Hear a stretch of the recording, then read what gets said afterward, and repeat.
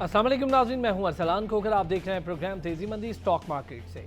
Stock market के साथ साथ आज मुआशरती मसाइल और मौशी मसाइल पर बात करेंगे। बेरोज़गारी की शरह बड़ी तेज़ी से बढ़ी, इसका इदराक बजट बनाते हुए जो बजट बना रहे थे हुकूमती अरकान उनको भी हुआ। फिर दुनिया भर से जो मुख्तलिफ रेटिंग एजेंसीज़ हैं उन्होंने पाकिस्तान के हवाले से मुख्तलिफ चीज़ें की। उसमें फिच ने ये कहा है कि जो मौशी आदाफ रखे गए हैं हुकूमत की जानिब से बजट में, वो हासिल करना मुश्किल होंगे। क्यों होंगे, कैसे होंगे, बहुत सारी चीज़ें इस पर बात करेंगे। हुकूमती कर्जे बड़ी तेज़ी से बढ़े, हुकूमत इस साल अपने कर्ज़ों को वापस करेगी, उसके लिए अलग हजम है और बहुत बड़ा हजम है। हुकूमत कर्जे लेगी और वापस करेगी, या फिर हमारी एक्सपोर्ट्स को बेहतर किया जाएगा, रेवेन्यू को बढ़ाया जाएगा। और बजट आने के बाद तेज़ी से महंगाई में इजाफा हुआ, पेट्रोल की कीमत कम हुई, लेकिन आम आदमी को उसका कोई फ़ायदा नहीं पहुंचा। स्टॉक मार्केट की सूरत हाल बजट आने से पहले बहुत तेज़ी से गिरावट का शिकार रही, 400 पॉइंट गिरती रही। आज थोड़ी सी बेटर है, 33,737 और 298 पॉइंट्स बेटर हैं स्टॉक मार्केट के। क्या वजह है? स्टॉक मार्केट ने बजट को उस तरह से नहीं लिया जैसे स्टॉक मार्केट के की प्लेयर्स कह रहे थे कि बजट बड़ा हौसला अफजा होगा, बजट में बहुत कुछ हो सकता है, बजट में टैक्स नए नहीं लगाए गए, लेकिन 27% के करीब टैक्सेस की जो शरह है उसको बढ़ा दिया गया। एहसन मेहनती साहब हमारे साथ मौजूद हैं, डायरेक्टर आरिफ हबीब ग्रुप। अस्सलाम वालेकुम एहसन साहब। वालेकुम सलाम। एहसन साहब, सर बजट से पहले भी आपसे बात होती रही और बजट से कोई एक दो दिन पहले से मार्केट बड़ी तेजी से गिरना शुरू हुई, क्या वजह थी सर? और फिर आज बेहतर लग रही है मार्केट काफी, एक हफ्ते के थोड़ा प्रेशर के बाद। देखिए, आई थिंक कि जो इकोनॉमिक एनवायरनमेंट है पाकिस्तान का, उसमें करंट अकाउंट जो डेफिसिट था वो $3 बिलियन के करीब करीब जो है वो आता हुआ नजर आ रहा है। और फिर उसके बाद अगर आप देखें तो ऑयल प्राइसेस गिरी थी, उसका भी पॉजिटिव इम्पैक्ट जो है वो हमें नजर आया। तो अब आई थिंक कि जो इकोनॉमिक फंडामेंटल्स हैं वो अगर वो इम्प्रूव होते हैं, एक्सपोर्ट नंबर्स इम्प्रूव होते हैं, स्पेशली टेक्सटाइल एक्सपोर्ट्स अगर हम देखें, और रिवाइवल आता है इकोनॉमिक एक्टिविटी के अंदर लॉकडाउन पोस्ट लॉकडाउन, कुछ हद तक हमने देखा कि ऑयल प्राइसेस भी इंटरनेशनली जो है वो बढ़ी हैं। उसमें ऑयल स्क्रिप्ट का कंट्रीब्यूशन है 650 बिलियन जो है रुपए का कंट्रीब्यूशन सीमेंट या पीएसडीपी की मद के अंदर फेडरल बजट के अंदर जो मुख्तस किया गया। आई थिंक उसका इम्पैक्ट जो है वो स्टील और ऑटो सेक्टर पे भी पड़ेगा। तो आई थिंक कि जो इकोनॉमिक एनवायरनमेंट है थोड़ा सा कन्वीनियंट नजर आया, इन्वेस्टर्स बुलिश हुए हैं, दोबारा मार्केट के अंदर रिकवरी नजर आ रही है। सर सीमेंट सेक्टर के हवाले से बड़ी अच्छी चीज़ें भी सामने आई कि सीमेंट सेक्टर को कहा गया कि बहुत उसके लिए मराहत हो सकती हैं, उसके लिए बेहतरी हो सकती है। बजट से पहले ही एक कंस्ट्रक्शन इंडस्ट्री जो है उसका नाम भी आ गया सामने, फिर उसके लिए मराहत दे दी गई। लेकिन सर जो डिस्पैचेस हैं वो तो डाउनफॉल का शिकार रहे सीमेंट के।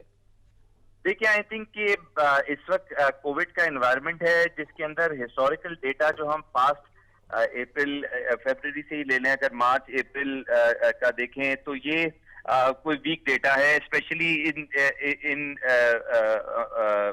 वक्तों में हम देख रहे हैं कि ऑयल की जो सेल है उसके अंदर भी डिप आया, लॉकडाउन था, फिर उसके बाद हमने डेटा फर्टिलाइजर ऑफ टेक का देखा, वो भी वीक था, फिर सीमेंट का भी वीक था। आई थिंक ये काफी ऐसे सेक्टर्स थे, अगर हम कंजम्पशन रिलेटेड ना देखें उन सेक्टर को, तो वहां पर हमने टेक्सटाइल सेक्टर के अंदर भी देखा कि एक्सपोर्ट्स के अंदर कमी आई। तो ओवरऑल जो है वो जो इकोनॉमिक एक्टिविटी कम हुई, उसका इम्पैक्ट हमने देखा वो सीमेंट से लेके टेक्सटाइल तक गया है। और आई बिलीव कि आने वाले जो वक्त हैं जहां पर लॉकडाउन अब कम होगा, तो डेटा हमें मुस्बत नजर आएगा, ऑयल सेक्टर में भी मुस्बत नजर आएगा, और फिर जो दीगर सेक्टर हैं सीमेंट, फर्टिलाइजर और ऑटो सेक्टर, इसका डेटा भी इम्प्रूव होने की तवक्कुआत है। अच्छा एहसन साहब, अगर मैं थोड़ा सा इससे पीछे जाऊं तो रवां साल के मार्च का महीना ऐसा रहा जब स्टॉक मार्केट थोड़ी ज़्यादा मुश्किल में रही। हालांकि कोरोना का केस 26 फरवरी से सामने आया, उसके बाद स्टॉक मार्केट के साथ साथ दीगर बिजनेस की सूरत हाल गिरती रही। KSE 100 इंडेक्स जो है वो 24.8% गिरावट रिकॉर्ड की गई। फिर 31 मार्च 2020 को ही 29,231 पर आ गिरा। सर ये जो पूरा टेन्योर है, अगर यहाँ से अब तक की थोड़ी सी बात करें, स्टेट बैंक की जो मुख्तलिफ पॉलिसीज़ हैं, फिर गवर्नमेंट के हवाले से फाइनेंस मिनिस्ट्री की मुख्तलिफ पॉलिसीज़ हैं, फिर SCCP का रोल, ये तमाम तर चीज़ें आपने कैसे देखी? देखिए, आई थिंक कि जो गिरावट थी मार्केट की मार्च के माह की, उसका जो मेन फैक्टर था वो ये वायरस का आउटस्प्रेड था इंटरनेशनली। हमने देखा कि दुनिया की तमाम मार्केट्स में ये करेक्शन जो है वो देखा गया। ऑयल प्राइसेस जो है $40 मंथली भी जो है वो हमने जाते हुए देखी मार्च एंड के अंदर। कुछ ऐसे माह थे जिसके अंदर हमें जो है वो कोविड के जो इनिशियल इम्पैक्ट्स हैं वो कैपिटल मार्केट्स पे नजर आया, और जाहिर है इसमें करेक्शन और फिर उसके बाद हमने देखा कि जो स्टिमुलस पैकेजेस हैं दुनिया भर की मार्केट्स ने अपनी स्टॉक एक्सचेंजेस को दिए। यूएस के अंदर $2 ट्रिलियन की जो है वो स्टिमुलस प्लान जो है वो इशू हुआ, और जाहिर है कैपिटल मार्केट में बॉन्ड बाइंग जो है उसका सिलसिला जो है वो जारी रहा। इंटरनेशनल मार्केट जहां तेज हुई वहां पर हमने देखा कि जो फॉरेन आउटफ्लोज थे पाकिस्तान के वो अब जो है मुस्बत डायरेक्शन के अंदर आ निकले हैं, और उस वक्त जाहिर है हम देख रहे थे कि फॉरेन आउटफ्लोज जो हैं और फिर एमएससीआई भी जो है हमें नजर आया कि एमएससीआई से कोई डाउनग्रेड जो है वो अपेरेंट थी, क्योंकि कैपिटल मार्केट में बहुत ज्यादा प्रेशर था। अब एमएससीआई जो है वो इंटैक्ट रही, पाकिस्तान एमर्जिंग मार्केट के अंदर रहा, और आई थिंक के जो फंडामेंटली जो स्टेप्स लिए गए स्टेट बैंक की तरफ से पॉलिसी रेट को कट करने के 5.25% कट किया 13-25 से जो है वो हमने देखा, तो वो अब 8% पर आकर जो है वो पॉलिसी रेट का एनवायरनमेंट एक ऐसा बन गया है कि जहां पर कैपिटल मार्केट मुस्बत परफॉर्मेंस देती है। इनिशियली जो है वो हम देखते हैं करेक्शन आता है, बट इवेंचुअली जो है वो मार्केट पॉजिटिव साइड पर जाती है। अब हम देखेंगे कि जून 30 के रिजल्ट जो है मोस्ट प्रॉब्ली हमें फुल ईयर के नजर आएंगे ऑयल सेक्टर के अंदर, और जाहिर एक बहुत कम अरसा था जिसमें ऑयल प्राइसेस लोअर साइड पर रही।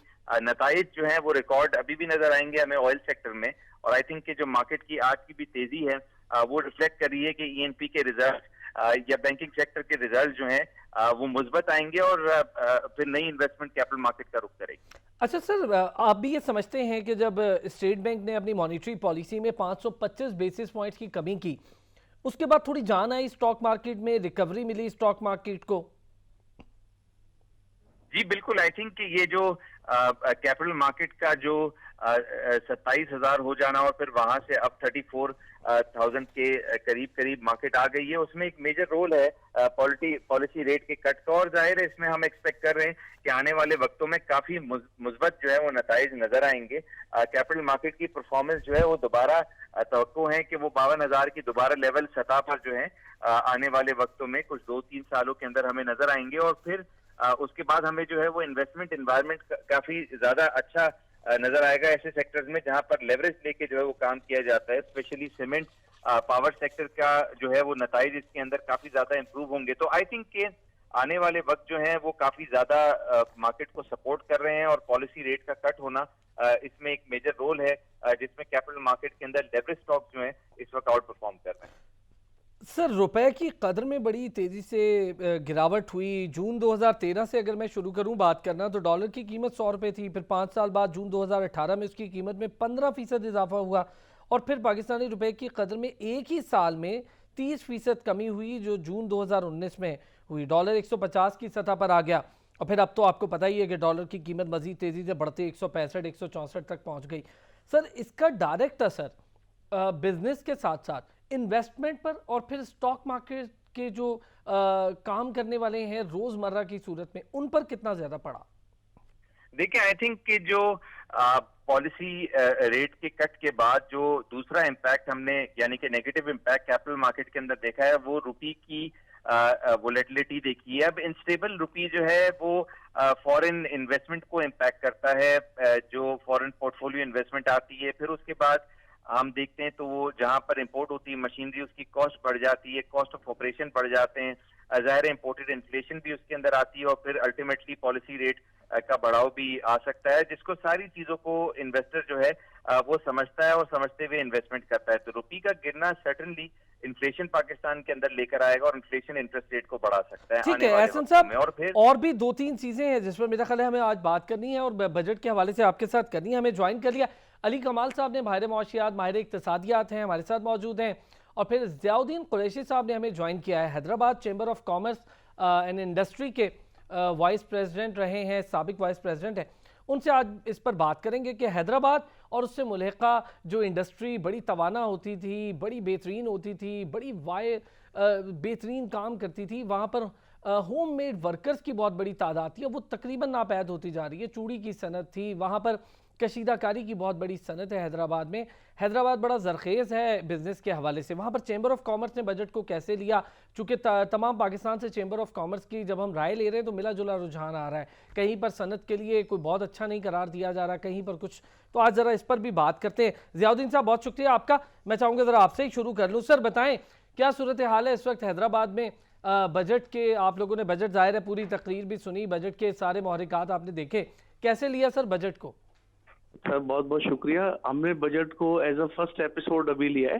सेकंड एपिसोड अभी बजट का आना है। जिस तरह से वजीर खजाना साहब ने भी कहा था कि अभी इसके बाद और हम कुछ पॉलिसीज चेंज करें। बिलाशुबा इन्होंने नए टैक्स तो नहीं लगाए, लेकिन टैक्सेस में इजाफा तो इन्होंने कर दिया है। कोई बहुत अच्छा बजट हम इसको नहीं कह सकते हैं। जिन हालात में बजट पेश किया गया है भारत, उसमें बहुत ज्यादा तनकीद की गुंजाइश नहीं है, लेकिन इससे मजीद बेहतर किया जा सकता था। जो चीजें हमसे मिस हो गई हैं, जो चीजें हमारी कोविड की वजह से मुतासिर हो रही है, उनको बेहतर किया जा सकता था। और जहां तक चैम्बर के साथ एडवाइजरी की बात है, जहां से चैम्बर के साथ ये मशवरे लेते हैं तमाम, लेकिन उसको तमाम ये फिर डस्टबिन में फेंक देते हैं। आप ये बात देखें कि अगर कोई चैनल का कोई प्रोग्राम है, कोई अगर सियासी मामला है, तो वहां से आप माहिरीन को बुलाते हैं ना सियासी प्रोग्राम में। बिल्कुल दुरुस्त। जब बिजनेस की सनत की कारोबार की बात होती, तो आपको उन स्टेक होल्डर्स को भी बुलाकर उनसे मशवरा लेना चाहिए। जब वो आपको मशवरा देते हैं तो उस पर आपको अमल दरामद करना चाहिए। कोई सियासतदान, अब तक का तो ये तजुर्बा है 70 साल का, कि अगर किसी सियासतदान ने किसी ब्यूरो अगर कोई बजट बनाया है या उसको पेश किया है तो फ्लॉप हुआ है। अगर बिजनेस की दुनिया भर में आप देख लें, एक्सपर्टीज जो है टेक्नोक्रेट्स हैं, वही बजट बनाते हैं और कामयाब हैं। हमारे पास सारी चीजें पॉलिटिसाइज कर दी जाती हैं, चाहे वो बिजनेस हो, चाहे वो सनत हो, चाहे वो इम्पोर्ट हो, चाहे एक्सपोर्ट हो, इवन कोविड-19 हो। तो हम तो इससे बहुत ज्यादा मुतासिर हुए। चूड़ी की सनत का जैसा आपने जिक्र किया, इससे पहले हम बहुत ज्यादा मुतासिर हैं। हैदराबाद में तकरीबन 50 सनतें चूड़ी की हैं जो बंद पड़ी हैं, जिसमें से 30-35 तो ऑटोमेटिक पे चली गई थी, क्योंकि गैस की बड़ी प्रॉब्लम थी, लेबर की बड़ी शॉर्टेज थी, उन पे टैक्सेस से टैक्स खत्म हो गए, गैस की बहुत शॉर्टेज आ गई, तो वो सब चले गए ऑटोमेटिक पे। लेकिन अनफॉर्चुनेटली चूंकि आपको पता है देसी काम है, तो वो भी नहीं चला। 15-20 फैक्ट्रीज खुली थी, ऑटोमेटिक बंद हो गई। इस वक्त 50 में सिर्फ 6-7 चूड़ी की सनतें जो काम कर रही है, पूरे पाकिस्तान को फराम कर रही है चूड़ियां। लेकिन अफसोस है कि किसी की उसके ऊपर नजर नहीं है, ना कोई हुकूमत उस पर कोई नजर डालती है। टेक्सटाइल यहाँ से खत्म हो गई है, यहाँ से शिफ्ट हो गई है, जूता यहाँ से फैसलाबाद चला गया है। हैदराबाद में तवानाई का बड़ा शदीद बहरान है। हैस्को कुछ जो किरदार अदा करना चाहिए, वो मनफी किरदार अदा कर रहा है हैदराबाद शहर के लिए। बिलाशुबा वो साइड का जो इलाका है, सनती इलाका, वो माइनस है उस लोड शेडिंग में, लेकिन फिर भी लोड शेडिंग होती है। एक और अर्ज मैं करूँ, आज से 15 साल पहले साइट एक्सटेंशन बनाई थी हैदराबाद में हुकूमत सिंध ने, लेकिन 15 साल होने के बावजूद हमारे सनतकारों ने उसमें पैसे दे दिए, उनको आज तक वो प्लॉट्स नहीं मिले। ये सारा मिला जुला रद्द अमल है। हम तो कोई बहुत ज्यादा सेटिस्फाई नहीं है हुकूमती कारकर्दगी से भी। जो मौजूदा सिंध का बजट है, उसमें भी आप देख लें, हैदराबाद को मुसलसल नजरअंदाज किया जा रहा है, बिल्कुल नजरअंदाज कर दिया। कराची आपको पता है 90 अरब रुपए सिर्फ एक्साइज की मद में टैक्स देता है, लेकिन उसको सिर्फ 20-25 अरब रुपए दिए गए, जिसमें 25 करोड़ रुपए सिर्फ तरक्याती बजट है। मैं अपने हैदराबाद शहर की बात करूंगा। हैदराबाद शहर बिल्कुल लावारिस शहर है, कोई किसी की तवज्जो इस पे नहीं है, न किसी सियासी जमात की, न वफाकी हुकूमत की, न सूबाई हुकूमत की। हम तो आप जैसे मीडिया के जो दोस्त हैं उनके थ्रू कोशिश करते हैं कि हमारी आवाज आगे पहुंचे। सर कोशिश है हमारी भी, सच टेलीविजन की भी, कि कुछ इस पर बात हो। हैदराबाद एक बड़ा बेहतरीन सिटी है बिजनेस के हवाले से। मैं खास तौर पे 2-3 चीज़ों का जिक्र आप किया मैंने पहले। मैं ज़रा वापस आऊँगा आपके पास, मैं अली कमाल साहब के पास इस पर। अली कमाल साहब, सर मुआशी तरक्की की शरह मुस्लिम लीग नून की हुकूमत के आगाज़ यानी 2013 में 4.5% थी। फिर जब हमने इख्तितामी देखा 2018 तो 5.53% पर पहुंच गई। फिर तहरीक इंसाफ ने जब हुकूमत संभाली तो 2018 में तरक्की की शरह तेज़ी से गिरावट का शिकार हुई, तनज़्ज़ुली का शिकार हुई, 1.91%। और फिर अगले साल यानी 2019 में सिफर के हिस्से को पीछे छोड़ गई, 0.38%। मतलब तरक्की की शरह अगर गिर रही है तो इससे हम ये मुराद लेते हैं कि सनतें भी जवाल का शिकार हैं, सर्विसेज सेक्टर भी जवाल का शिकार है, और फिर जाहिर है ये तमाम चीज़ें बेरोज़गारी से जुड़ी हैं और महंगाई से जुड़ी हैं।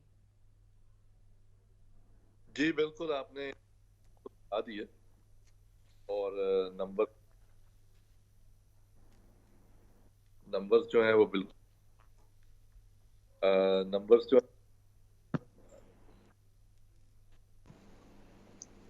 जी आपको आवाज आ रही है? जी बिल्कुल आ रही है, अली साहब कहिए। जी सो नंबर्स आपके बिल्कुल ठीक हैं।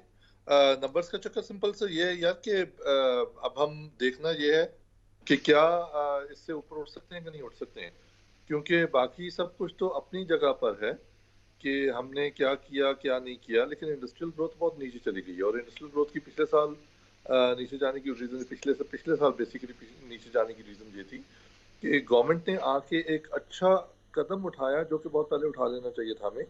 और वो ये था कि हम किसी तरह इसको डॉक्यूमेंटेशन में लेकर आए, इसको ऑर्गेनाइज सेक्टर के अंदर लेकर आए, इसको फॉर्मल सिस्टम के अंदर लेकर आए। और उसके बहुत सारे फायदे हैं, लेकिन बहुत सारे साथ साथ नुकसान भी हैं। तो फायदे तो इतने नहीं हुए हमें जितने नुकसान उठाने पड़े हैं। और ख़ास तौर पे नेगेटिव ग्रोथ पिछले साल भी थी और नेगेटिव ग्रोथ इस साल भी है, और नेगेटिव ग्रोथ अगले साल भी एक्सपेक्टेड है। दो गवर्नमेंट ऑफ पाकिस्तान ने जो नंबर दिया है अपना वो 0.5 या 0.6% करीब है इंडस्ट्रियल ग्रोथ का। बट लार्ज स्केल मैन्युफैक्चरिंग को देखा जाए जो कि मेन 52% कंट्रीब्यूशन लेकर चलती है in that overall industrial growth. So ये सारा कुछ होने के बावजूद अब कोविड आ गया है, कोविड के अंदर मजीद बेड़ा गर्क हो गया, मजीद बेड़ा गर्क होने के साथ साथ जो अनएम्प्लॉयमेंट है वो भी इंक्रीज हो गई है। अब आहिस्ता आहिस्ता सोचा जा रहा है कि कौन कौन सी इंडस्ट्री है जिसको हम कैसे ओपन करें। ऐसा मसला यार ये भी है कि कैसे इंडस्ट्री ओपन करें, क्या एसओपीज फॉलो हो रहे हैं? नहीं हो रहे हैं। अगर एसओपीज फॉलो हो रहे होते तो गवर्नमेंट के लिए शायद इतना बड़ा मसला ना होता कि जी वो फॉरन खोल देते इंडस्ट्रीज को भी, सर्विस सेक्टर को भी। हम आम तौर पे भी गली मोहल्ले में जाके देख लें, जो इस्लामाबाद में दुकानें हैं वहां पे लोगों ने जैसे मास्क पहना होता है, तो मास्क पहनने के लोगों को पता भी नहीं है, जैसे मास्क पहना होता है, जैसे सोशल डिस्टेंसिंग करनी है, हम उसको फॉलो नहीं कर रहे हैं। जब तक हम उसको फॉलो नहीं करेंगे बिजनेस एक्टिविटी नहीं अच्छे तरीके से खुल सकेगी, क्योंकि एक दफा खोलेंगे केसेस बढ़ जाएंगे कोविड के, फिर बंद करनी पड़ेगी, फिर खोलेंगे, फिर बंद करनी पड़ जाएगी। तो या तो ये इवॉल्व प्रोसेस करता जाएगा तो शायद हम भी थोड़ा सीख जाएं एज अ नेशन। बट अभी ये मसला हुआ है कि अगर वो मार्केट को खोलते हैं तो कोविड को कैसे संभालें, बीमारी को। सो ये दोनों अभी ट्रेड ऑफ चल रहा है। लेट्स सी कहाँ पे किस करवट जो है ऊँट बैठता है। एहसन मेहती साहब, सर एक लार्ज स्केल मैन्युफैक्चरिंग के फिगर्स आपके सामने आए, फिर उसके साथ हम मीडियम साइज और स्मॉल इंडस्ट्री की भी बात कर लें, वो अक्सर रह जाती है। मैंने देखा है कि ज़्यादातर लार्ज स्केल मैन्युफैक्चरिंग के फिगर्स कह देते हैं। सर प्रोडक्शन तो हर जगह डिक्रीज़ हुई, आपके सामने है। अगर ऑटोमोबाइल सेक्टर की मैं बात करूं, ऑलमोस्ट प्रोडक्शन डिक्रीज़ होते होते उनकी 50% से ऊपर डिक्रीज़ हो गई। तो सर ये असर डायरेक्टली स्टॉक मार्केट पर भी पड़ा और फिर जो रोज़गार की शरह उस पर भी पड़ा। चूँकि आपको पता है टैक्सी बिजनेस से बहुत ज़्यादा लोग इस वक्त जुड़े थे, तो पिछले काफ़ी अरसे से उसमें बड़ी तेज़ी आई थी। इस वक्त सर ये सूरत हाल जो लार्ज स्केल मैन्युफैक्चरिंग के, इसको और थोड़ा सा अहाता अगर मीडियम और स्मॉल साइज इंडस्ट्रीज़ का भी कर लें। देखिए, आई थिंक कि जो इस वक्त मामलात हैं वो मुस्बत डायरेक्शन की तरफ जा रहे हैं। जब हमने देखा कि ये जो फेडरल बजट को लेके जो कमिटमेंट्स किए गए हैं, स्पेंडिंग कमिटमेंट्स हैं, स्पेशली जो गवर्नमेंट ने 650 बिलियन रुपीस की कमिटमेंट दिए हैं, ऐसे डेटा के बाद जो है वो स्पेशली इम्प्रूवमेंट एक्सपेक्टेड है। 42% तक हमने देखा एलएसएम नेगेटिव ग्रोथ दी है पिछले साल। ये इसके अंदर एक कोविड का भी इम्पैक्ट था और फिर इसके बाद हमने देखा कि पीएचडीपी की यूटिलाइजेशन पूरे तरीके से यानी कि तकरीबन 70% जो है जो लास्ट ईयर का कमिटमेंट थे वो नहीं हो पाई, उसका किया गया। तो आई थिंक कि जो मामलात हैं वो आने वाले वक्तों में इम्प्रूव होते हुए इसलिए नजर आ रहे हैं कि जो गवर्नमेंट पॉलिसीज हैं अब वो सर मैं चाहूँगा एक छोटा सा ब्रेक लेना। मैं ज़रा ब्रेक पर जाऊँगा। इस वक्त अली जैदी वफाकी वजीर मीडिया से गुफ्तगू कर रहे हैं। आपको वोट दिया और तहरीक इंसाफ की हुकूमत बनी कि जब तक ये चीज़ें खुल के सामने नहीं आएंगी कि कौन कौन इन्वॉल्व था और वो कहाँ कहाँ बैठा हुआ है और वो कैसे बच गया, क्योंकि इसमें तो ऐसी चीज़ें हैं कि वो अभी भी लोग असेंबलियों में बैठे हैं जो इन्वॉल्व थे, वो हमारे से डिबेट कर रहे होते हैं असेंबली के अंदर। जीआईटी में उनका नाम है, गैंग वॉरफेयर में वो असेंबली में बैठ के डिबेट कर रहे हैं हमारे साथ। तो I will fight this case, आखिरी दम तक मैं लड़ूंगा जब तक ये जीआईटीज पब्लिक नहीं होती। शुक्रिया जी बहुत।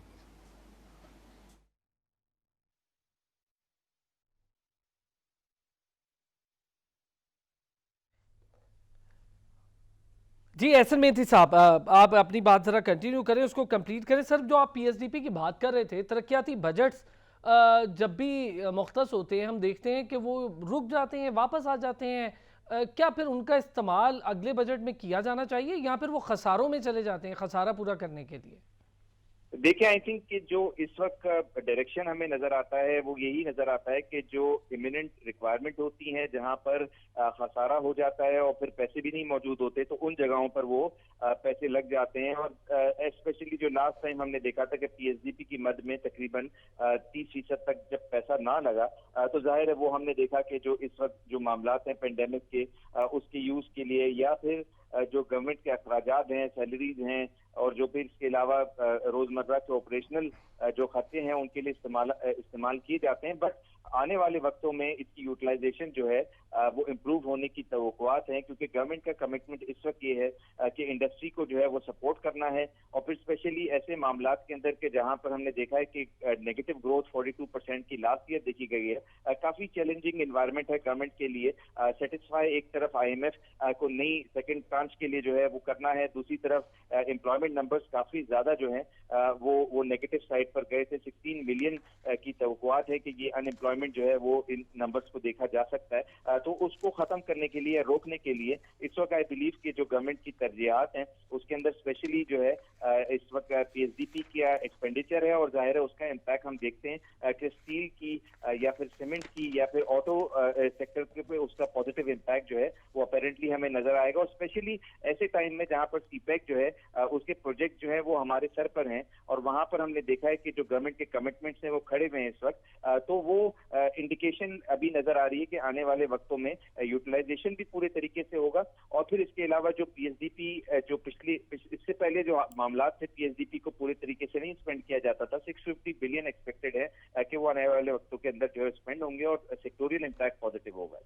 बिल्कुल दुरुस्त, आपने 650 बिलियन का कहा। सर इससे पहले इससे भी ज़्यादा रखे गए, ये तो अब कम होते जा रहे हैं कोविड की वजह से, तो वो भी इस्तेमाल ना हुए। अब 650 देखते हैं कहाँ कहाँ यूज़ होते हैं। मैं ज़रा हैदराबाद की सिचुएशन पे थोड़ी सी और भी बात करूँ। ज़ियाउद्दीन साहब, सर 2-3 सिचुएशन इस वक्त जो बिजनेसमैन तबका है उसके सामने। एक टैक्सेशन के मसाइल हैं, दूसरा जो शनाख्ती कार्ड की शर्त थी वो अभी भी मौजूद है, उसकी थोड़ी लिमिट बढ़ाकर 1 लाख कर दी गई। तीसरा जो बिजनेसमैन तबका है जो छोटे लेवल का, वो ये कहता है कि हमारी मराद को मद्देनजर नहीं रखा जाता, और जो बड़े इंडस्ट्रियलिस्ट और बड़ा बिजनेस मैन तबका है उनकी मराद को मद्देनजर रखा जाता है। बतौर चेंबर ऑफ कॉमर्स सर आप कैसे देखते हैं? फिर हैदराबाद तरक्की का बजट क्या इस्तेमाल हो रहा है? वहाँ पे सड़कों की टूट फूट मेरे अपने इल्म में है कि बहुत बुरी है। बिजली जो है वो मिलती नहीं है सनती सेक्टर को।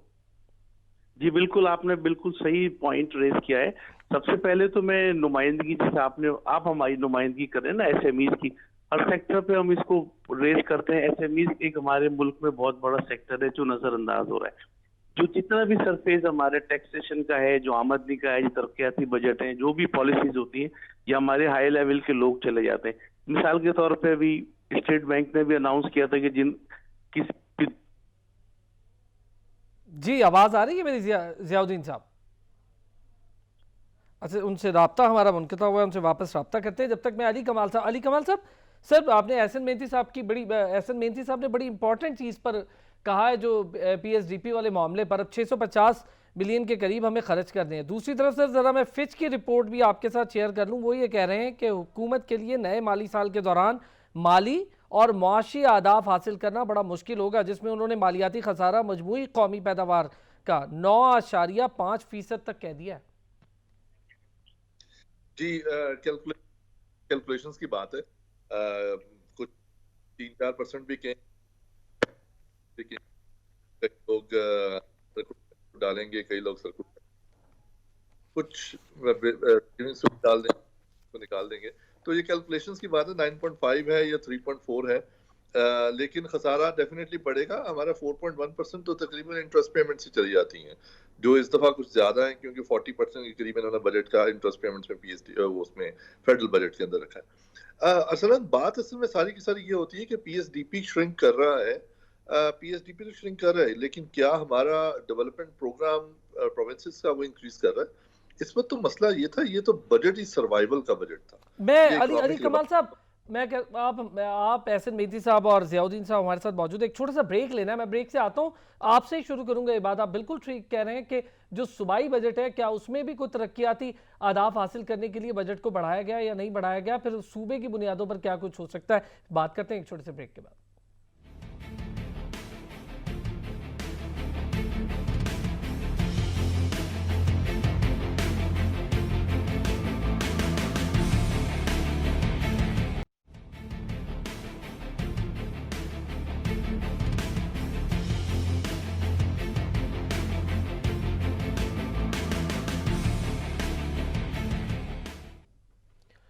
Welcome back. और बात हो रही थी बजट और उसके बाद के इम्पैक्ट पर। एहसन मेहदी साहब हमारे साथ मौजूद है, अली कमाल साहब मौजूद है, ज़ियाउद्दीन साहब मौजूद है। अली कमाल साहब, आप कुछ बात कर रहे थे बजट के हवाले से और ख़ासतौर पे जो पीएसडीपी पर आप बात कर रहे थे, मैं चाहूँगा ज़रा उसी को कंटिन्यू करें। जी, पीएसडीपी बात कि फेडरल बजट के अंदर 650 बिलियन रुपया रखा गया है। खर्च कितना करते हैं वो भी देखने वाली बात होगी। लेकिन इसमें मजे की चीज ये देखने वाली है कि डेवलपमेंट प्रोग्राम अब प्रोविंसेस कितना रखते हैं। 18th अमेंडमेंट के बाद अगर हम सस्टेनेबल डेवलपमेंट गोल्स की इंडिकेटर्स के ऊपर बात करें तो 75% के इंडिकेटर्स जो है वो प्रोविंसेस को चले गए। स्कूल बनाना है तो उन्होंने बनाना है, हॉस्पिटल बनाना है तो उन्होंने बनाना है। तो इस किस्म के बहुत सारे ऐसे इंफ्रास्ट्रक्चर के प्रोजेक्ट्स भी होते हैं जो कि हम सोशल सेक्टर के अंदर भी डाल सकते हैं, जो प्रोविंसेस की डोमेन में आते हैं आफ्टर एनएफसी और 18th अमेंडमेंट। तो देखना ये होगा कि उन्होंने क्या इतने इतने पैसे रखे इंडस्ट्री के लिए, जो कि हमारे बड़ा इंपॉर्टेंट है। सबसे इंपॉर्टेंट आसान चीज ये है कि इंडस्ट्री को क्या इंसेंटिव चाहिए, क्या इंडस्ट्री को सब्सिडीज चाहिए, क्या इंडस्ट्री को टैक्स के ऊपर छूट चाहिए, क्या इंडस्ट्री को जो हम कहते हैं कि जी हमें बाहर से जो चीजें आ जाती हैं उनके ऊपर ड्यूटी बढ़ानी चाहिए, उनको किस किस्म का इंसेंटिव चाहिए, क्योंकि हर इंसेंटिव के अपने अपनी इम्प्लीकेशंस होंगी। सबसे मजे की बात ये होती है कि जब डिमांड नहीं है तो इंडस्ट्री को चाहे टैक्स की छूट दे दें, इंडस्ट्री को चाहे टैरिफ इंक्रीज कर दें या सब्सिडी दे दें, इंडस्ट्री उस तरह वर्कआउट नहीं करती। इंडस्ट्री कम देर के लिए चलेगी, उसके बाद दोबारा बैठ जाएगी। सबसे इम्पोर्टेंट बात जो ज़ियाउद्दीन साहब ने की है वो हमारी local industry, home based industry, गली मोहल्लों वाली इंडस्ट्री। मैं स्मॉल एंड मीडियम पे भी नहीं जा रहा, मैं माइक्रो एंटरप्राइजेस की बात कर रहा हूँ। जो माइक्रो एंटरप्राइजेस हैं जो सिग्निफिकेंट कंट्रीब्यूट करती हैं towards small, and small contribute करती हैं toward medium, and medium contribute करती हैं टुवर्ड्स लार्ज। और ऐसी चीजें होंगी जो कि हमारी ऐसी डिमांड क्रिएट करेंगी जो लोकल डिमांड होगी। क्योंकि अभी भूल जाएं, नंबर मैं नहीं यहाँ पे बोल रहा क्योंकि बड़े वो सेंसिटिविटी होती है इसकी, बट कितने महीने हम एक्सपोर्ट्स इंक्रीज नहीं कर सकते, वी हैव नो आइडिया, क्योंकि ग्लोबल डिमांड भी श्रिंक हुई है। हमारे कंटेनर्स जनवरी से वापस होने शुरू हो गए थे जब कोविड स्टार्ट हुआ है। सो एक्सपोर्ट डिमांड तो अभी बहुत देर तक कितनी नीचे जाएगी वी हैव नो आइडिया। हमारी इंपोर्ट भी नीचे जा रही है, वो पहले भी नीचे जा रही थी। ट्रेड बैलेंस कहाँ पे जाता है, वी हैव हम बहुत सारी असम्पशन की बेस पे कोई ना कोई नंबर्स दे सकते हैं, बट लोकल डिमांड के लिए हमें लोकल इंडस्ट्री, जिसको हम डोमेस्टिक कॉमर्स सर्विसेज सेक्टर में कहते हैं, या लोकल इंडस्ट्री जो होम बेस्ड वर्कर्स हैं या जो small micro and small enterprises हैं, उनके लिए हम क्या करें। उनको टैक्स में छूट इतनी ज्यादा नहीं चाहिए होती, उनको इलेक्ट्रिसिटी में को रिड्यूस करना होता है, उनको उनसे पूछना पड़ेगा कि इंसेंटिव क्या चाहिए। क्या उनको 23.24% पे इंटरेस्ट रेट पे लोन चाहिए, या उनकी डिमांड क्रिएट करने के लिए उनको जगह चाहिए, या उनको रेगुलेशंस नहीं चाहिए कि यार ये बोर्ड लगाने का 6,500 रुपया दे दो, या इस गली में आप यहाँ पे बैठे हो तो इस कारखाने को लगाने के हमें 6,500 रुपया दे दो। 6,500 में एक नंबर अजम्पशन के तौर पे बोल रहा हूँ। तो उनको इस किस्म की रेगुलेशन चाहिए होंगी कि जी ये हटाएं। बट द इशू इज कि हम क्या ये करना चाहते हैं। हमें क्योंकि लार्ज स्केल इंडस्ट्री जब आउटपुट देती है या मीडियम स्केल देती है तो तब हमारी लार्ज स्केल मैन्युफैक्चरिंग इंडेक्स बढ़ जाता है जो ग्रोथ के अंदर बहुत अच्छा कंट्रीब्यूट करता है। हमें नंबर्स चाहिए या हमें एम्प्लॉयमेंट बेहतर करनी है। सो ये दो बहुत बड़े ट्रेड ऑफ होंगे। अभी डिमांड जो है मार्केट के अंदर बहुत कम है, ये एक सोचने वाली बात है, और इस डिमांड को कैसे पिकअप करना है ये बहुत एक अहम मसला है जिसको हमें सोचना पड़ेगा कि सर्विसेज सेक्टर को कैसे आगे लेकर आना है थ्रू एग्रीकल्चर, एंड इंडस्ट्री में जो है वो कंट्रीब्यूशन करना पड़ेगा। ये आपने बड़ी इंपॉर्टेंट बात किया है अली कमाल साहब। मैं जियाउद्दीन साहब से, जियाउद्दीन साहब सर, मेरी आवाज आ रही है जिया साहब? आ रही है सर, बिल्कुल आ रही है। जिया साहब आपने सुना अली कमाल साहब ने बड़ी इंपॉर्टेंट बात की है कि पहले इस चीज का जायजा ले लें कि चाहिए क्या है, स्मॉल एंड मीडियम इंडस्ट्री को क्या चाहिए, जो होम बेस्ड वर्कर्स हैं उनको क्या आसानियां चाहिए। हम उन्हें टैक्स में छूट देना चाहते हैं, बिजली की मद में मराहत देना चाहते हैं, गैस की मद में मराहत देना चाहते हैं, उनके लिए क्या आसानी है, इसकी को रिसर्च होनी चाहिए सर। होम बेस्ड वर्कर बड़े लंबे अरसे से, जिया साहब होम बेस्ड वर्कर जो लतीफ़ाबाद का, मैं अगर कुछ इलाकों का भी जिक्र कर दूं तो लतीफ़ाबाद नंबर 12 में एक बहुत बड़ी तादाद होम बेस्ड वर्कर्स की चूड़ी के बिजनेस से जुड़ी थी, पेशे से, और दूसरा जो एम्ब्रॉयडरी होती है कपड़ों की उससे जुड़ी थी। वो एक अच्छा पेशा, एक आसान और बेहतरीन हल था। पाकिस्तान की जो लोकल डिमांड थी वो बहुत ज़्यादा थी, कपड़े सस्ते मिल जाते थे, खूबसूरत बने हुए। उसकी क्या सूरत हाल है सर? वो जैसा कि मैंने पहले आपको बताया, एहसन साहब का मैं शुक्रगुजार हूँ, बड़ी उम्दगी के साथ उन्होंने नुमाइंदगी करते हुए सारे उन पॉइंट्स को रेज किया है कि जो मैं बात करना चाहता था। कि जो छोटे छोटे इश्यूज है ना, छोटे कारोबारी लोगों के, बोर्ड का टैक्स है, गली का टैक्स है, दुकान का टैक्स है, फलाना ढिमकाना, बिजली की शॉर्टेज है, इन चीजों पे आप अगर रिलीफ आप उनको देंगे तो आपको बहुत अच्छा पैसा कमा के दे सकते हैं टैक्सेशन की सूरत में। आपको बिलियंस ऑफ रुपीस लगाने की जरूरत नहीं है, सिर्फ आपको उनको कम करने की जरूरत है। आपको अपनी जेब से देने की जरूरत नहीं, आपको मिलेंगे उसमें से कम। जो आपका 90% सिर्फ रिश्वत की मद में जाता है। 6,500 रुपए का अगर बोर्ड का टैक्स है तो 500 रुपए उसको टैक्स की रसीद कटवाता है, 4,000 2,000 रुपए उसको टैक्स वाले को। मैं आपसे ये अर्ज कर रहा था कि बड़ी अच्छी हमारे जो पॉइंट रेज किया था साहब ने, जो छोटे कारोबारी लोग हैं उनको रिलीफ की जरूरत है। आप जो बिलियंस ऑफ रुपीस का रिलीफ दे रहे हैं ना, पैसा दे रहे हैं, इनको पैसा नहीं चाहिए, इनको रिलीफ चाहिए। आपकी जेब से पैसा नहीं निकलेगा, इनको कम आपको देने पड़ेंगे। और हमारे पास बहुत बड़ा सेक्टर जो स्मॉल इंडस्ट्रीज का है, एसएमईज का है। चूड़ी की सनत की आपने बात की सर, इसमें पूरी खवातीन, बिल्कुल आपने 12 नंबर की बात की, लतीफाबाद की बात की, इसमें पूरी सिर्फ खवातीन काम करती थी, पूरा खानदान काम करता था, बच्चे काम करते थे। वो सब बेरोजगार हो गए, सब इधर उधर निकल गए, तो लिहाजा सनत भी मुतासिर हो रही है। इसमें हुकूमत को थोड़ा सा तवज्जो देने की जरूरत है। मैं एक अहम बात आपसे इस वक्त करना चाह रहा हूँ मैंगो के हवाले से, क्योंकि पूरी दुनिया के पैसेंजर लाइन इस वक्त बंद है। हमारे पास आम बिल्कुल तैयार है, मेरे पास इस वक्त अच्छा खासा ऑर्डर यूके का मौजूद है, लेकिन मुझे फ्लाइट नहीं मिल रही, मुझे स्पेस नहीं मिल रहा। $2.5 PIA चार्ज कर रहा है, एक किलो पे 420 रुपए चार्ज कर रहा है, 7 सेंट उस पर टैक्स ले रहे हैं, $10 उसके ऊपर। भाई जब आपके पास पैसेंजर नहीं है तो आप सारी लाइन इधर लगा दो ना, मैंगो क्यों नहीं भेज रहे? क्यों आप कम नहीं कर रहे पैसे? क्यों आप अपने टैक्स कम नहीं? जब मेरे पास अल्टरनेटिव बिजनेस है, मैं कारोबार अपना नहीं चला पा रहा हूँ, तो जब मैं ऑनलाइन बिजनेस कर रहा हूँ तो हुकूमत ये क्यों नहीं कर रही? जब पैसेंजर लाइन आपके पास है तो आप ये कार्गो से क्यों पैसा नहीं कमा रहे हो? आप इंपोर्ट आपने जब बंद कर दिए तो इंपोर्ट की जगह आप लोकल इंडस्ट्रीज को प्रमोट करो, ताकि आपका जो ज़र मुबादला बचे और हम कन्वर्ट हो जाए इंपोर्ट से लोकल आइटम्स के ऊपर। अफसोस है कि लोग हमारे इस तरफ तो सोचते नहीं है और नई से नई बातें कर रहे होते हैं। मैं आपके तवज्जो से कहना चाहता हूँ, इस वक्त आम की क्रॉप 10-15 दिन की मौजूद है। अगर हुकूमत सिविल एविएशन PIA इस पे में आपके प्रोग्राम के तवज्जो से सुन ले, समझ ले, रेट कम कर दें, एक्सपोर्ट कर लें, आपको बहुत ज्यादा आम एक्सपोर्ट हो जाएगा, आपके पास रेवेन्यू आ जाएगा। जो लोगों ने नुकसान उठाए, जिन एक्सपोर्टर्स को लॉस हुए, उनकी थोड़ी सी बेहतरी आ जाएगी और हुकूमत को अपनी पॉलिसी पर नजरसानी करनी पड़ेगी। हुकूमत एसएमईज को जहां तक फायदा दे जाएगी, एहसन साहब ने कहा छोटे से बड़े, दरमियाने से बड़े पे फिर आखिर हुकूमत के पास वो पैसे जाते हैं, तो हुकूमत को इस तरफ तवज्जो देने की जरूरत है। मैं आपसे प्रोग्राम के तवज्जो से रिक्वेस्ट करूंगा कि हुकूमत इस तरफ थोड़ी सी तवज्जो दे।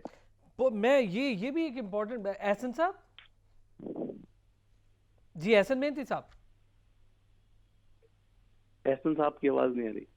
मेरा ख्याल है एहसन साहब के, अली कमाल साहब, सर इंपोर्ट हम अपनी बिल्कुल कम पे ले गए, हम उसको ज़ीरो पर ले जाए, लेकिन क्या हमने यहाँ पर पाकिस्तान में कोई ऐसा इंफ्रास्ट्रक्चर, कोई ऐसी चीज़ डेवलप करने की कोशिश की कि जो हम रॉ मटेरियल इंपोर्ट करके एक प्रोडक्ट तैयार करते थे वो यहाँ पर ही उसका कुछ बनाने का काम हो जाए, को वो रॉ मटेरियल ही यहाँ पर बन जाए? इस पर कोई तवज्जो नहीं सर। जो बात कर रहे हैं इस वक्त मैंगो के हवाले से, ये बड़ी इंपॉर्टेंट है सर। वो तफ्तान बॉर्डर पर खड़े रहे लंबा अरसा, वहाँ पर कस्टम क्लियरेंस नहीं मिलती, एक दिन में सिर्फ 70 ट्रक छोड़ते हैं, ऑल्टरनेट डे पर उन्हें जाने दे रहे थे, वो मसला अब जाके हल हुआ है। इतनी देर से तो आम और मजीद गल सड़ गया होगा, आपकी नॉलेज में होगा इमाम। अब हम कार्गो के किरायों की थोड़ी बात कर लें। कार्गो में 30% किराया तो कम कर दिया है पीआईए ने, लेकिन स्टिल बता रहे हैं जियाउद्दीन साहब कि वो इतना कम नहीं हुआ है।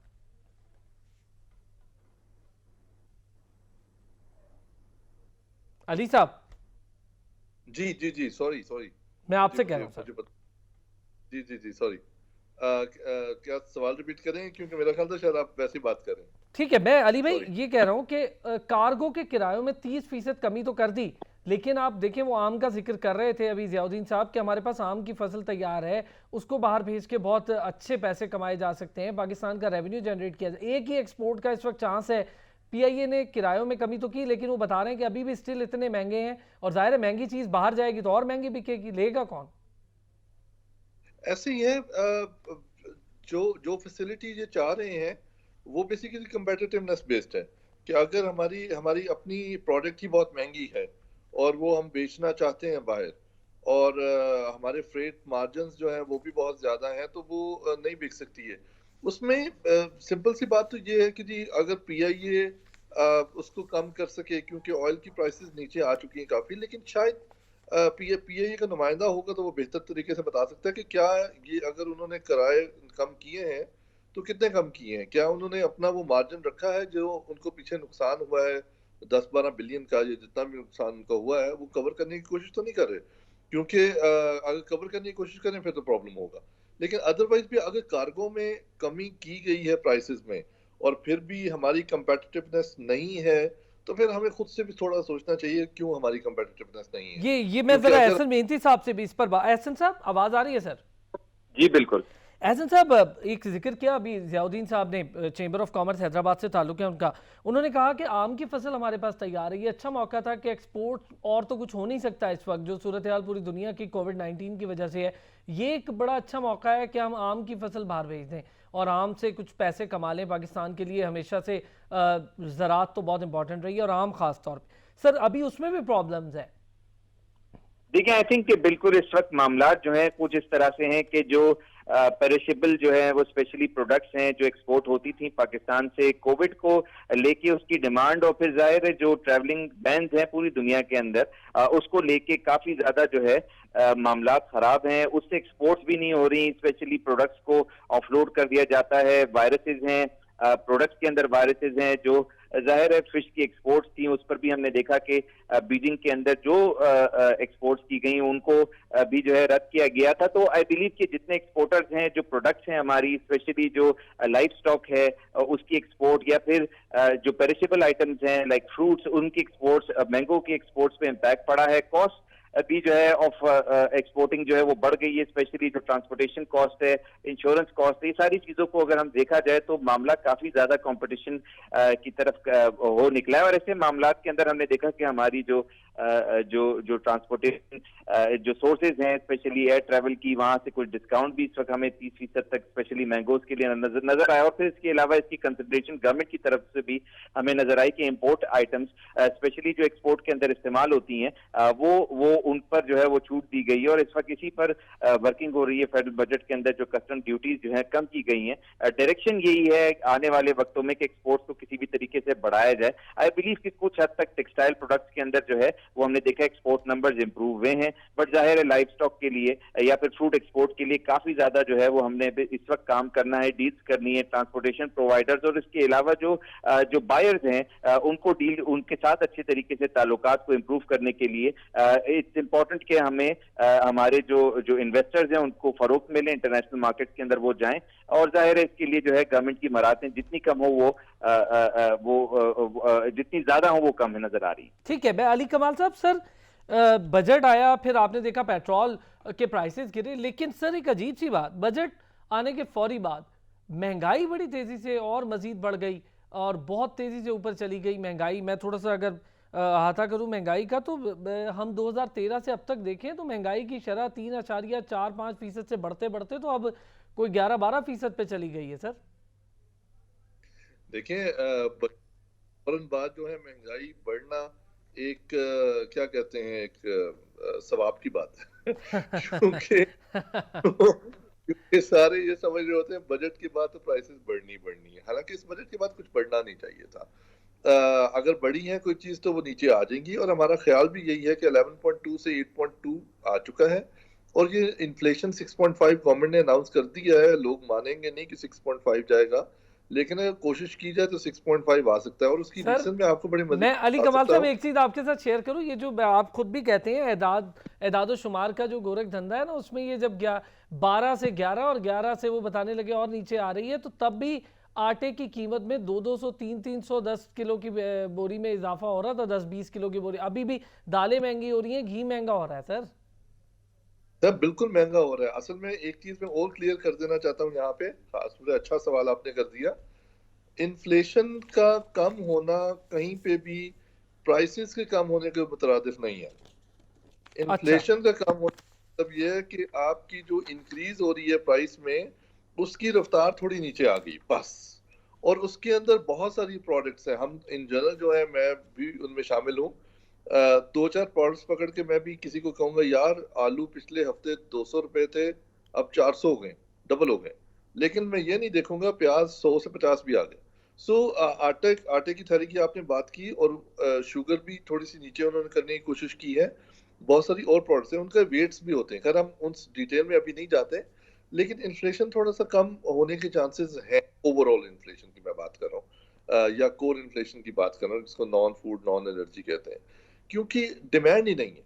अभी आपने इससे पहले आमों की भी बात की थी। हम आम, अगर वो लोग नहीं अभी अफोर्ड कर सकते बाहर के लोग, तो वो कभी भी नहीं अफोर्ड करे, वो कभी भी नहीं खरीदेंगे। हाँ, पाकिस्तानी वहां पे होगा तो वो कहेगा यार चौंसा आ गया है, मालदा आ गया है, फलाना आ गया, फलाना आ गया, तो खरीद लें। लेकिन पाकिस्तानी में वहां पे हालात काफी बुरे हुए हैं। इतने अच्छे हालात किसी के भी नहीं है बाहर बाहर के मुल्कों में। तो अब वी हैव नो आइडिया कि वैसे वो भी खरीदेंगे या नहीं खरीदेंगे। तो ओवरऑल अगर डिमांड कम हो गई है बाहर भी, तो हमारे पेरिशेबल आइटम्स जो बड़े शौक से खरीदे और खाए जाते थे, यूज किए जाते थे, उसकी डिमांड उनकी भी कम हो प्राइस को जाएगी। कंट्रोल करना चाहिए। मैं थोड़ा जियाउद्दीन साहब, सर महंगाई बड़ी तेजी से बढ़ी, इसके क्या असरात है? फिर जो छोटे दुकानदार हैं उनके लिए एक लिमिटेड टाइम ऑफर है कि इतने से इतने बजे तक खोलें, कितना असर पड़ रहा है इससे बिजनेस पर, खासतौर पे हैदराबाद जैसे शहर पे जो सिंध के साथ बहुत ज्यादा जुड़ा है, जिसका बिजनेस पहले बहुत ज्यादा था, पूरे सिंध भर से लोग हैदराबाद आते थे। जी जी, हैदराबाद की टाइमिंग से तो बहुत ज्यादा फर्क पड़ा है, क्योंकि हैदराबाद बिल्कुल हब है ना, कराची से पहले पूरे सिंध का हब है। जी। पूरे से जो मुल्क का छोटे इलाके चारों तरफ, टंडोलिया, टुंडजाम, ठट्टा, सेवन, सारी, सब हैदराबाद खरीदारी के लिए लोग आते थे। अब या तो अर्ली मॉर्निंग आ जाते हैं या फिर वो नहीं आते हैं, तो इससे हमें डबल ट्रिपल नुकसान हो रहा है। बेहतर तो ये कि हैदराबाद शहर को थोड़ा सा ज्यादा रिलीफ देना चाहिए बड़े शहरों की निस्बत, जो कि नहीं मिल रहा है, नजरअंदाज हो रहा है। मैं आम की बात अली साहब की कहूंगा कि डिमांड है, मेरे पास ऑर्डर है, अभी मेरे पास 4-5 ऑर्डर हैं। मैं सिर्फ इसलिए खामोश हूँ कि मुझे फ्रेट बहुत ज्यादा मिल रहा है। जब आप $2.5-3 ले रहे हो, तो मेरे से एमिरेट $3.5-4 मुझे ले रहा है। मुझे खदशा ये कि यहाँ से आप लोड कर दें। मेरे 27 तारीख की मैंने स्पेस बुक कराई थी, अभी कॉल आई कि 27-28 की फ्लाइट कैंसिल हो गई। मेरा सिर्फ मौकफ ये है कि लोग खरीदने के लिए मौजूद हैं, आप मुझे फ्लाइट दे दें, स्पेस दे दें, मैं आपको यानी ये भी मसाइल है बिजनेसमैन के। जियाउद्दीन कुरैशी साहब, माजरत के साथ वक्त की कमी थी, बहुत बहुत शुक्रिया आप तीनों हजरात का। एहसन मेहंदी साहब आपका बहुत शुक्रिया, अली कमाल साहब आपका भी बहुत शुक्रिया। इंशाल्लाह अगले हफ्ते फिर आप लोगों से मुलाकात होगी और फिर कुछ नए टॉपिक, नए मसाइल के साथ बात करेंगे। अपना ख्याल रखिएगा।